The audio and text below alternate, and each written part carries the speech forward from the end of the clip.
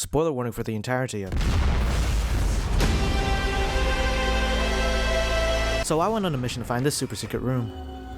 And I knew that it was on this planet, Ash Twin, because my rumor map looked like this. The last big thing is the Ash Twin project. I found out I had to teleport there, and my most promising lead was this. A similar diagram at Whitehall Station shows that when the rotating part aligns, you can teleport. And I was so convinced that this one teleports me to the Black Room. 1, 2, 3, 4, 5. Now every planet's already linked to Ash Twin, so my first thought is that this alignment could override that link and send me somewhere different on the return trip. Different place. So here's the plan. Set up the camera at the Black Hole Forge. Camera. Go to Ash Twin. Go back to the Black Hole Forge.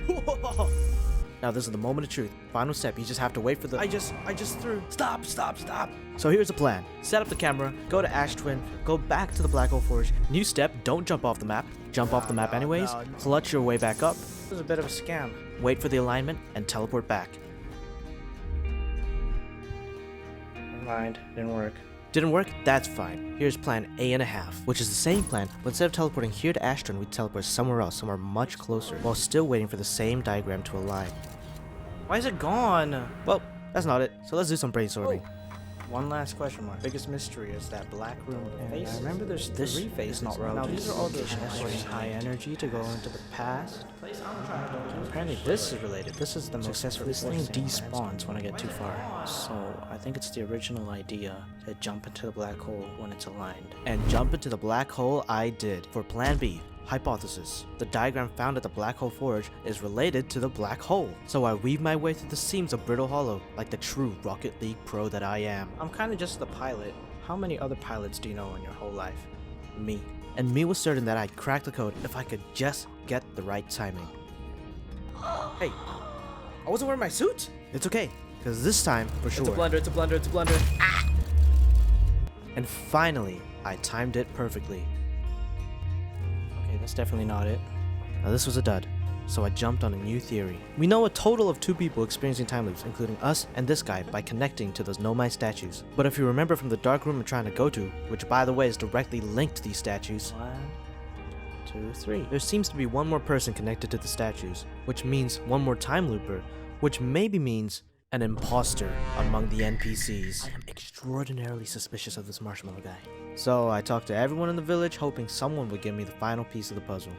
This guy's super sus. And even though he was super sus, it's a dead end.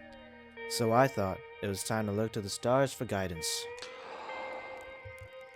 Okay, that's a direction. This blue thing blows up every time you wake up in this No game. way I wake up here. Its purpose is to shoot towards the eye of the universe, which honestly has nothing to do with the dark room anymore. At this point, I just wanted something. I just want anything, any kind of progress in this game. So I set out to follow this blue thingamabob, which admittedly I have done before and nothing happened. And this is on top of an eventual revelation in the lore, which reveals the trajectory of this object being completely redundant. The trajectory is everywhere because it's quantum, right? So all the clues were pointing to this, pointing to nothing. I have followed it before, it just didn't do anything. And while it's true, I didn't find anything the first time, I haven't followed it twice. You're going this way. You're going to the eye. I know you are. I'm kind of standing still. I figured at this rate, I wouldn't even leave the solar system before my time ran out. So I read the trajectory, and off I went.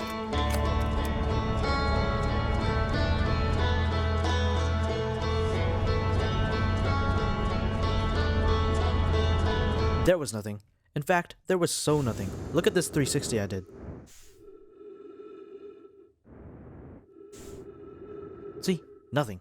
Which in hindsight was pretty obvious, but it's a more discouraging fact after 10 minutes of accelerating into space. Now at this point, I'm hella far away, grasping at straws to find another mystery to solve. But as I felt my time in this loop running out, I accepted there wasn't anything for me. Not out here, at least. I'll eventually decide to leave my ship and gaze upon my sun, which upon this long journey has become just as insignificant and indistinguishable from all its siblings dying behind it. Oh, that same sun that used to be big enough to force my screen into light mode. But now, too small for the naked eye, I pull out my signal scope to get a better look.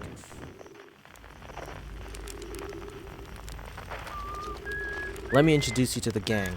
It's a band of space musician explorers spread out across the solar system on different planets, each with their own unique instruments, all playing in perfect sync with each other.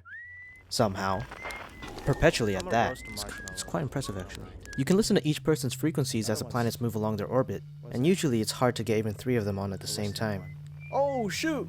On the other hand, all the way out here, it's hard not to get them all playing together. With Chert on the drums right in front of the sun, Esker, our lonely lunar neighbor, whistling his solo. Rybik on the banjo, hanging over a black hole he'd rather not be anywhere near. Gabbro, our easygoing time-looping companion, chillin' in a hammock with a flute.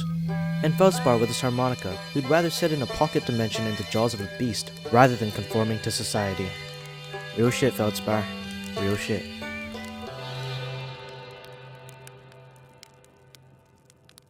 And they'll keep jamming it out. Even in the face of a dying star, the song goes on. Even in the face of the sun imploding, the song goes on. And even in the face of a supernova.